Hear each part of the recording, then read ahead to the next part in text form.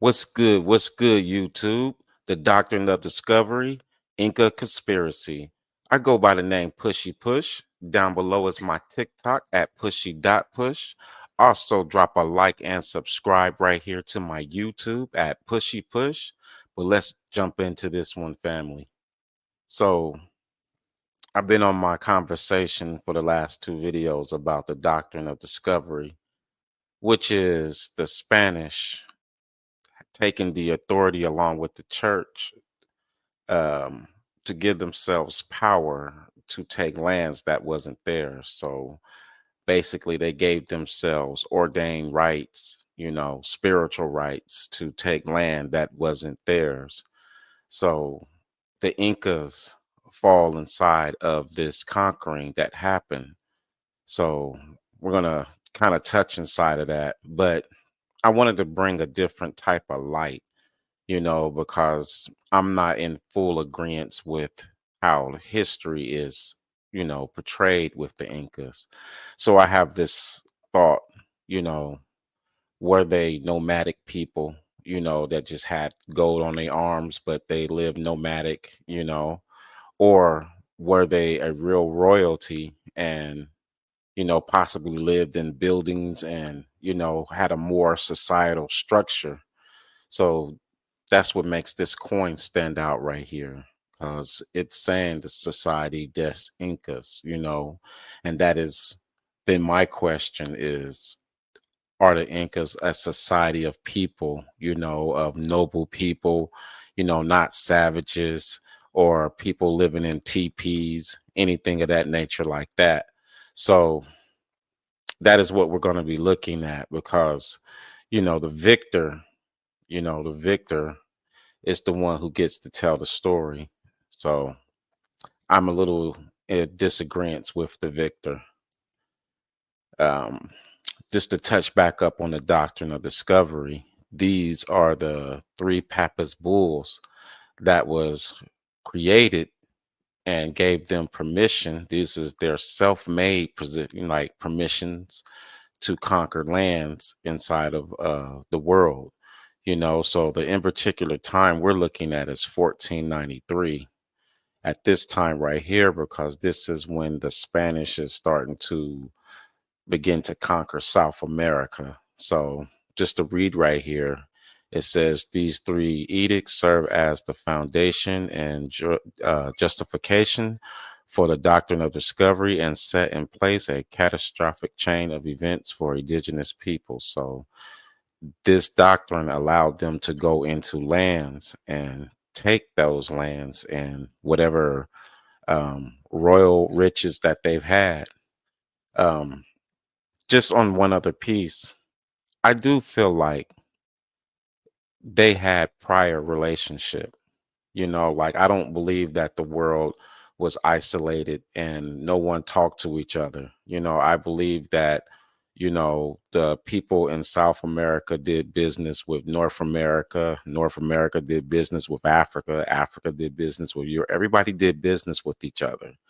The history has it set up to look like, everybody is isolated at a time where I think that, there was more communication. So here is two maps in particularly. So the one on the left is Mexico. So in the last video, I was showing how Mexico is an island. So in the 1400s, 1500s, Mexico was an island with cities and castles. And I was showing that in the last video. So on the right, which is Cusco, which is in Peru, so South America, this is where the Incas lived. And it's the same situation. They are living inside of buildings, inside of like castle-like type places. And this is the reason why I was asking the question, are they nomadic people? Because the history books keep showing them as, you know, uh, people who were barely progressive, and the Spanish came across like savage people. But when you start looking at maps like this, it kind of changes the story and the outlook of how we view the past. So on the left is Mexico, During the 1500s, it was a island before it was what we see today. And on the right is Cusco, which is belonging to the Incas. So we look at this a little closer. You can see on the map at the top, it says metropolis. So this is their city. This is a Inca city. This wasn't built by the Spanish. And if you look, there's doors, windows, streets. The history is written by the victor. So this whole painting right here was made by the victor. The victor painted what he saw. Now when he goes to write down history, it is not going to look like this right here. This is for their own record right here. So the same thing with Mexico. The victor literally drew a map of what he saw. This is what the victor saw. So the Incas was living in cities. And this is why I said, were they nomadic people? Were they uh people totally living off the land and just had gold wrapped around their arms with spears in their hand? I think that might be a false history right there. And this is what makes this uh, picture stand out right here. Let's go right here. Here's something that's interesting. So 1572, it says the Spanish began the conquest of the Incan Empire in 1532, and by 1572, the last Inca state was fully conquered. So they're saying the last Inca state was fully conquered. The last Inca state. What is your status as a people in order to be a state? Are you a nomadic tribe? Can you be a state as a nomadic tribe? That word is very important. So I went and I looked at the word state, and this is what I got. It says, taken from the Latin word stare, to stand, a state is a political community that occupies a definite territory. So they're in Peru, occupying a definite territory. It says, having an organized government with the authority to make and enforce laws without the consent of a higher authority. So if they're a state, they're having an organized government with authority, an organized government. This is what the Incas was living in. And this is saying, the last Inca state was fully conquered. See, the problem is we'll get an image, and that image will look like, you know, um, someone living in a teepee, someone who is living tribal, but the wording doesn't match the picture, doesn't match the image that you're seeing. The last Inca state. This is a government right here, and it's saying that it has other land out there, other states out there, other places that have, law that they're all under. So the Spanish began the conquest of the Inca in 1532, and by 1572, the last Inca state was conquered. And it's saying that a state is a political community. So can you be like political in a nomad situation? Like think about how they have the Inca looking, you know? It says having an organized government with authority to make and enforce law. So we're talking about a place that has law written down. When you're a state, that is what this is.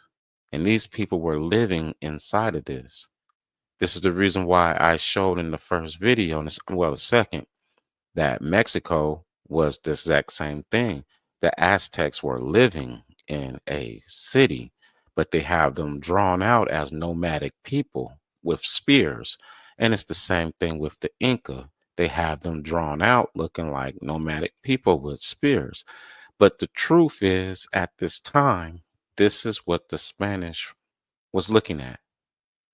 And the truth is, I think they had business with them. I think everybody dealt with each other, and I think this war is a lot deeper than someone saying they gave themselves spiritual rights to go after, lands that they haven't been in.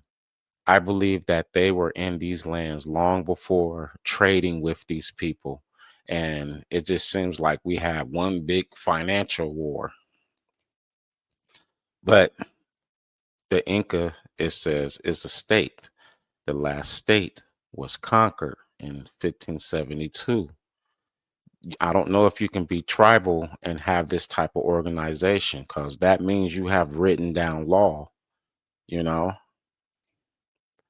So this is the reason why, I like this coin right here, because it represents someone or a people who have their stuff together, who have their own law, who have their own system, their own way of living.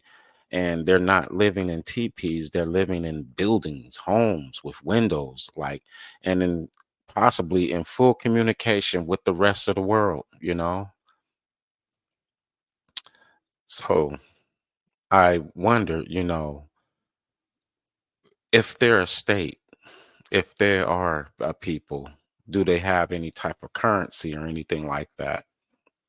And I've seen currency that's kind of questionable. So that is what we're going to compare right now, because I'm trying to determine, are these dates that's on the coin, and that would really put a twist on things. But in particular, this coin right here is from Lima, Peru. It's from the 715 fleet. And the thing that I'm looking at is the coin on the right. It says 708 and it has a wave underneath. So I was kind of wondering, was that a date? But some of these coins are dated like 1600. But I'll show you what I mean. Here's another one, pretty expensive coin, 12,000. Same thing, Lima, Peru, but it has 710 on it right there. So I was kind of wondering again, was that a date? And this is where it comes from. So if you look on this coin, it says Lima, Lima, but what is questionable is the date. It can definitely go two different ways. You can look at this as 1659, or you can look at this as 659, like in the year of the Lord Isis 659, because there was a point in time where they would put the Lord's name, or at least the symbol of it, in front of the date. So this could be 16, or this could be I 659. But let's just say it's 1659. What I want you to realize is where the numbers are, and then the water wave right underneath. So we can definitely see that this is a date, and you can see the water underneath the water wave. If we go back, you see it says 710, and it has the water wave right underneath it. And the same thing, 708, water wave right underneath it. So I was wondering, was it the date like this coin right here, where you have, like I said, the water wave right underneath the date? And here's another one. And this one's really trivial, because it has 739. So I'm wondering, is this the year 739? Um, I'm open-minded to the M being 1000. So I can make it like 1739. Um, it has the I right there, so it could either easily be Isis, or it could be a one. It could be an I or a one. So what's to stop them from making this M 1000? Because that is the Roman numeral for that right there. Or is it literally the year 739? Like, they put all three numbers in one box right here. So I'll go back up. You can see, like, even this one, they're all in different box. 710, 708. These coins on the right.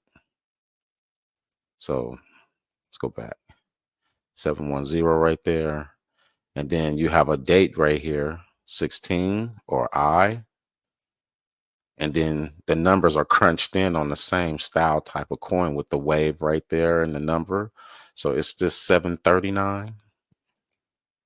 And here's another one. It says 736.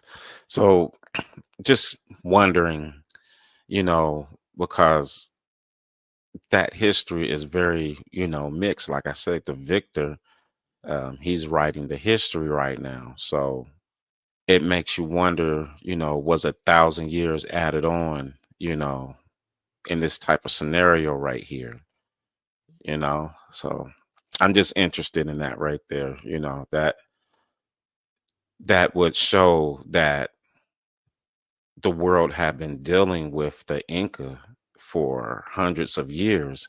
If the date is 739, it would show that the Spanish had been coming over here doing business with them much longer than the 1300s or 1400s, or when they're putting the Papist Bull together. They have been coming there for some time, for some hundreds of years, possibly in the year 500, doing business with the Inca, you know, and somewhere, let's go back right here, somewhere they decided to turn on everyone. So in 1493, they wrote a law to go after nations. And these nations could have been already established, and they're deciding to go after them. So they made a law to go and turn these people into enemies. So 1493, and then, they come over here, and by 1572, they have ransacked and took these people over. So who's to say that they haven't been knowing each other since the year 500, since the year 739? And then 1,000 years later, almost, they go to war and Spain takes them over. This is why I said, history is written by the victor. So just being open-minded right there on that. Here was another piece. So when I'm looking for the Inca images and I'm looking for maps and all that right there, I come across this map right here. Or this one was interesting. It was right next to the Mexico Inca painting. So it was all in the same sector. And, I'm looking at it, and this has, it's a city all throughout. This is a city right here, and it has a pillar right there in the middle. But this is a full city again. And I was looking at the animals in another um study. I did read where they took like a lot of the animals out of the land that was once there, like South America once had elephants. Um, and I've heard that those animals were taken out of the land. So interesting. But you can see that they had full-fledged cities. But what really got me was what was written at the top. So let me show you right here. It says right there, Unseen Babylon, like ancient Babylon, Ancienne, Babylon. So I went and I looked up that word, unseen, right there. And this is what I got. Unseen means ancient, ancient. So this is saying ancient Babylon. The problem is this is where the Incas is. This is South America. And on this painting, it says ancient Babylon. And again, I keep saying, history is written by the victor. So we have a Babylon that we know of that's in the Middle East. And on this painting right here, and we're looking for Inca stuff, it has it up at the top that Babylon is in South America. And then it shows a pillar right there, because they're supposed to have the Tower of Babel. So it's showing a pillar and then a whole bunch of cities or buildings all around it with roads and everything. This is in the Inca area right here. If we go up one, This is the Babylon that we're taught. So when the Spanish is going around and all these things are going around and they're conquering the world, are they resetting knowledge? Are they changing the dates and times? Are they resetting everything? Is this true Babylon right here in 606 BC? Or is this Babylon in South America? And what would make this crazy is, what if this Babylon existed during the 1500s, and we have history books that's got this dated in another country in the BC time period? That's why I said history is written by the victor. you know Here's a great example of history being shaped. I want you to really look at this picture right here, because this is a great example. Like, if they can change writing and change paintings and change locations, what make you think they don't do that, and to the extent of even making buildings? So here's this. You got to look at this real good. There's a stairway. There's two pillars. You can even see at the bottom, like a little block with a doorway there. You can see the mountain in the background. I want you to really look at this right here. This is the exact same picture. And it makes you wonder, because this is in Peru. This is in South America right here. So you have a place that looks like it's literally obliterated, like everything torn down, taken away. And then you have at the top what they would tell you is restoration. But if you look at it, it's with granite rocks. Look at the shape of the building. It's with a architecture that you don't know if the people actually used. Look at the bottom picture. You know, it, everything is added on. There's none of this was there. None of this was there. This is in South America. You can see the mountain in the background. So we get here, none of this was there. None of this. So if I can show you a picture of a place that has no structure whatsoever, and now it's got structure to the point where it has the granite cut and mathematical cubes, what's to say that they couldn't move Babylon, from, say, South America, just decide to change the map up to rewrite history and move it, ancient Babylon, to the Middle East? Who's to say? When you see this right here, and they're reconstructing things that are not there. And what's crazy about this, they can easily tell you this was made by a ancient civilization that had, skills. They can tell you anything, but they made this right here. You know, the guy at the bottom, the little man at the bottom, that's inside of the square. If you notice, the background, you can see the open area behind him. Let me go back one. You can see it's fully closed off. Like there's a little man inside of there, statue. Who is that statue? Like towards who knows that statue? Do the people of the land know who that statue is? Because it's not there. Look at what's up above. It's not there. That whole image down below has been put there. It was not there. And the problem is we don't know what was originally there.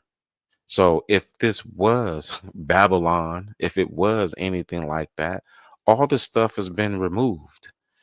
And you can possibly say it's put on a map. It's the education has been taken somewhere.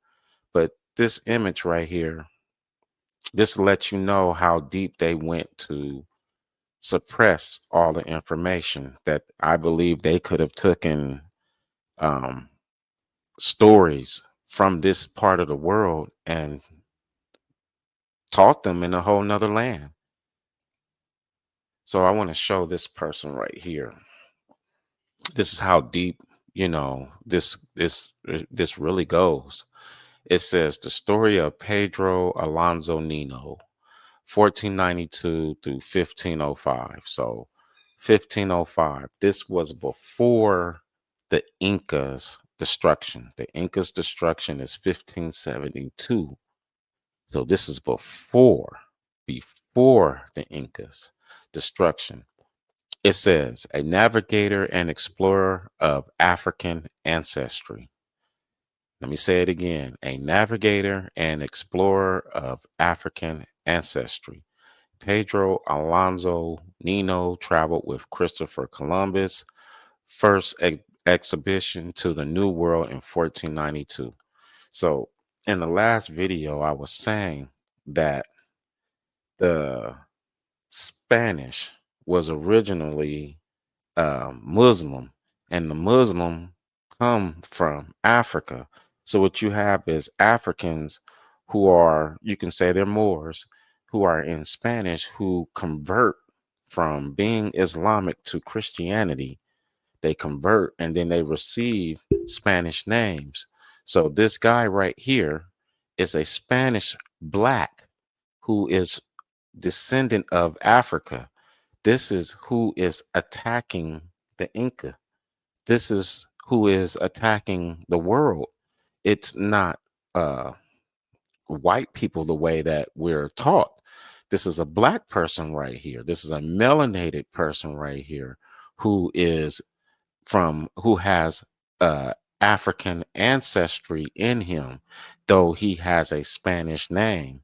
So, like I said in the last video, I was showing that the Arab changed their name into Spanish names, and all the Arabs come from Africa. It says he also is known as El Negro, the black. El Negro, the black. So the Spanish that came to America to conquer North and South America called himself a Negro. Now, they sit and say that the blacks here in America are Negro, and you're not Negro. You're because you would have to be Spanish and African descent. This is a African descent Spaniard who calls himself a Negro. It says Pedro Nino was the first pilot of Columbus' ship to Santa Maria. In 1493, he accompanied Columbus on the exploration. Explored the second voyage, which discovered Trinidad, the mouth of Orinoco River, and South America. So this guy has made it to South America. The date on there is 1505. The Incas was not conquered until 1572. And I'm showing you the people who came to South America and conquered them. The people who came to the Aztecs and conquered them. The Spanish was black people. They were Moors, Spaniards who are descendant of Africa. It says down below, this voyage also brought the first Africans. This voyage also brought the first Africans who were actually free men to Hispaniola. So they're sitting there teaching that Africans was brought on slaves, like slave ships. No, they weren't. The Africans came with the Spanish, and that was part of their army. They were recruiting blacks from out of Africa to come into the Americas and help them conquer. That's how bad this is right here. So the name Negro, when we're using the name, we're using a name that is a name that conquered the people here. The guy called himself El Negro. He is a black Spaniard who is descendant of Africa, and he came with Africans along with Christopher Columbus, who was also black. you're seeing right now who is conquering the Inca. 1505. That's when this guy is coming, and he made it as far as South America. The place didn't get conquered until 1572. That's how deep this is right here. So I believe like the Inca people were a people who were a strong society, who had buildings, science, architecture, the whole nine, just like any other nation. And I believe that they dealt with every nation in the world like we do today. You ship your business here, they ship their business there. Everybody's doing business. So when these people are coming up, they're fighting people they know. That's what makes this whole crazy right here. No one is strangers. They know where they're going. But to get ready to end off with this video, it's just to show that the Spanish that came, to America was African descent, was a Spaniard, went by the name El Negro. So when they conquered up all of America, what did they do? They named the people who said they were Indian Negro, after the Spaniard, after the African. But as you see, the African came with the Spanish, that was part of their army. So this is what took out the Incas, so history is a twist. you know um we got to think about what and who we choose to blame on, because there is a lot of whitewash, and I'm not saying that like Europeans don't have a dirty hand in this. They do have a dirty hand, but their hand isn't that dirty in the 1500s. It's another hand that's dirty. Their hand gets dirty around about 1611, 1619, 1700. They start getting dirty and doing their wrong. But the first was people that look just like a black person right here.